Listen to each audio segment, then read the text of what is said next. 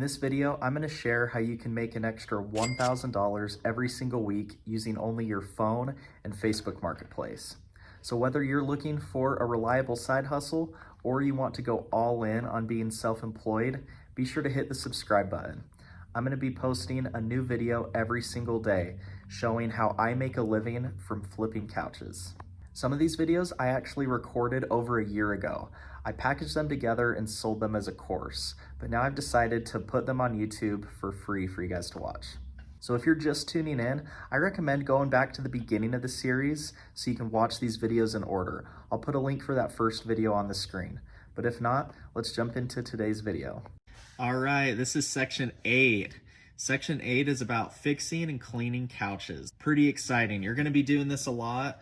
Again, it's the couch flipper's dream just to find a perfect couch for super cheap and then turn around and sell it for a huge profit. But just in case you don't do that every time, it's good to know the basics of cleaning and fixing a couch. That way you can take a couch with just a few minor problems, fix them, resell the couch for a lot more. So it's important that you get familiar with fixing couches, but also keep in mind that you want to try and find couches that don't need a ton of work, because if you get a couch that is going to take all this time and effort to restore, then it might not be that worth it at the end of the day. It might be more like a hobby rather than a side hustle. I would try and stay away from couches that need tons and tons of work. You only have so much time in a day, and you don't want to be spending all day fixing a couch where you're only going to make $100 for it. When in reality, you can go and find 3 sets of couches that don't need that much work, do it all in half the time, and make $500 from it. There is some strategy to it, but the reality is that most cheap couches do need a few things done to them to make them more appealing. In this section, I'm going to give you an in-depth lesson on how to solve all of the most common problems that I have seen when buying used couches. I'm going to show you a step-by-step guide on how to actually do all of it, and I'm going to show you all the tools that I prefer to use that have really helped me to fix these couches well and also quickly. All right, before we go any further with this section of the course, I just thought I'd pause and let you guys know that this section doesn't contain any videos of me actually fixing couches. Those videos will be found later in the course. I'm going to have a detailed library of getting up close and personal with me fixing couches. So if you're looking for those, feel free to skip ahead later in the course. But the rest of this section is mainly me just explaining the most common problems with couches and the materials that you'll need to get in order to fix those problems. I really recommend finishing this section before going on to the videos of how to fix couches. So that way you'll have the right materials and you'll have some more insights prior to doing that. Now back to the course. Right now, I am going to identify the most common problems that I've seen with used couches, and I'm going to tell you all of the basic items needed to fix that problem. Problem number 1, stains. Items that you need to get rid of stains are OxiClean stain spray, a spray bottle or an electric spray gun, a battery-powered drill, and a scrub head drill attachment. Or you can also have a hand scrubber, but I prefer the electric drill scrubber. Problem number 2, pet hair. Items needed to get rid of pet hair: a lint roller, vacuum, a felt pet hair removal wand, and a rubber pet hair brush for cars. So you can experiment with all these different pet hair removal options. Some of these products work better on certain fabrics than others, so you'll just have to experiment with that. All right, problem number 3 are I call fuzzies or loose threads. I'm going to show a picture on the screen of what that looks like. And here are the items that you need to get rid of fuzzies or loose threads on couches. I get a nose hair trimmer / bikini area trimmer, hair clippers, scissors, knife, razor blades, electric lint shaver, and a lint roller. All right, problem number 4 are minor rips. That's right, we're gonna talk about sewing. Feel free to call your grandma for any tips on sewing. Items needed to stitch minor rips are a mini sewing kit, various colors of thread, scissors, and fabric tacky glue. With all the threads, there's no need for threads that aren't for common color of couches. Like there's no need for red or orange threads. Mainly just get the neutral colors like black, gray, cream, navy blue, brown, stuff like that. All right, the next problem that a lot of couches need solved is vacuuming. Here's some things to get to vacuum the couch. Number 1, a vacuum, obviously. If you work in a storage unit that does not have power outlets, you'll need to get a little portable vacuum that's battery powered where you can recharge it. Or if you have power outlets at your storage unit, then a good old shop vac will work great.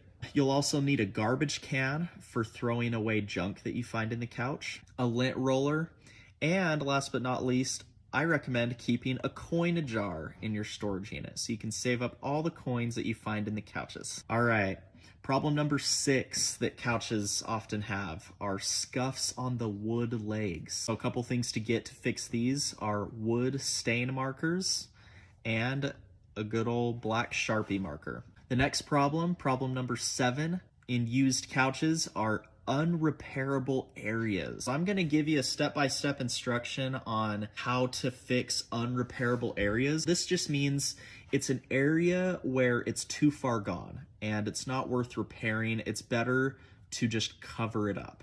This is like a super deep stain where you scrub it and you scrub it and you scrub it and the stain will not come out. Or it's just like a big hole in the fabric and you can't really stitch it together because it's too far apart. These are mainly areas that need to be completely covered. Some things that I recommend having to fix these types of problems are some nice fabric scissors, a box cutter knife, a small sewing kit, again, thread that matches the colors of most couches, and tacky fabric glue. I already listed a lot of these items, but again, just wanted to say, to remind you, they're different uses. And I'm going to talk more about patching these areas up later. Problem number 8 is leather peeling. Some different things that come in handy for when the leather on a couch starts to peel are spray adhesive, rubber cement, and replacement leather material. You can find this leather material from places like Hobby Lobby, Joann's, or the fabric section at Walmart. You can also use matching colored duct tape. I mainly use this to cover more hidden areas, but that's good to have too. Okay. Problem number 9 is smells. Now, when I mention smells, I am not referring to smoking. Smells just refers to the couch just smelling like someone else's house is the best way I can describe it.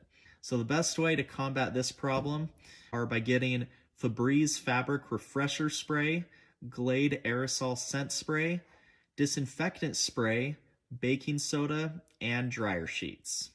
And maybe some laundry detergent. You can try washing the cushion covers as well. And problem number 10, this is the worst of all problems, is a couch that smells like it came from a smoker's house. The only tip I have for you is to not buy these. Don't even try it.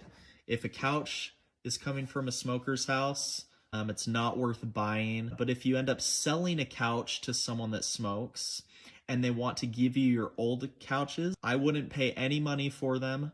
And if they needed help getting rid of them, you can still offer to take them off their hands, but I would charge them a fee so you can take them to the dump and dispose of them. Because it's not worth trying to sell them. You probably could make 30 to 40 bucks selling a couch that smells like smoke, but it's just not even worth it because then people are gonna, if you don't communicate that well enough, then you could run into problems and it could stink up your other couches. There's just too many what ifs involved. I just don't even deal with couches that come from a smoker's house. Well, hope you took good notes from this section. Again, I'm going to have a shopping list for you that's pretty comprehensive. It'll include all of the things I just mentioned, so that way you can go and get all these things. Feel free to refer back to this section whenever you come across a problem on your couches starting out. Once you get all the right tools and materials to fix these couches, it'll get a lot easier. Starting out, what I would do is I would just buy all these things as needed. Maybe don't go and buy any Febreze spray unless you get a couch that really needs it, but most of them don't. Probably the things that you'll start off needing the most are some stain spray, a scrubber, and a sewing kit. Those things alone can fix most problems on couches, but again, refer back to this list so you know all the things that are needed to fix a lot of these random problems. Whenever you buy a new tool or consumable item that you're going to use to fix a couch, what I recommend is to just factor it into the profit of the couch that you're using it to fix.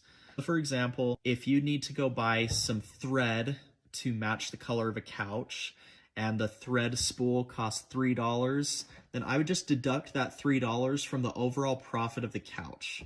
So if you ended up making $150 from the couch, deduct the $3 for the thread, now you made $147. That's how I kind of keep track of my spendings whenever I buy a new item that I had to use to fix a couch. And remember that you'll get better over time at fixing things. Don't beat yourself up. I've flipped over 750 couches as of right now, so I've had a lot of experience fixing these problems. You'll come up with your own little techniques on how to do things, and before you know it, it'll become second nature on knowing how to fix these problems. Also, there is often more than one way to accomplish a certain task. I'm just explaining how I would go about fixing these couches and fixing these problems, but you guys are welcome to innovate and to try and figure out even better ways to perform these tasks. These are just the best ways that I know how to do all these things. So now that you have experience and a reference guide for fixing couches, now it's time to take pictures of them and to start sell them.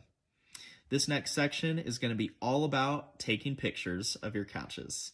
Remember that taking pictures is super important, and the better the pictures of your couches are, the more money people will be willing to pay for them. So make sure to pay close attention.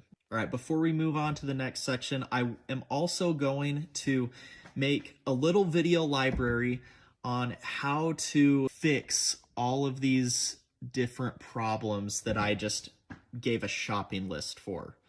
So I'm going to make an individual video of up close and personal how to fix all these problems, so that way you can refer back to these and view a step-by-step guide on how to fix all these problems. These problems include stains, getting rid of pet hair, getting rid of the fuzzies, stitching minor rips, vacuuming your couches, addressing the wood scuffs on the legs, patching and covering up those unrepairable areas we talked about, fixing peeling leather, and getting rid of smells from other people's houses, not including smoke. I'm going to have a simple video of how to fix each of those problems, and then once you're done watching those, we'll move on to the next section.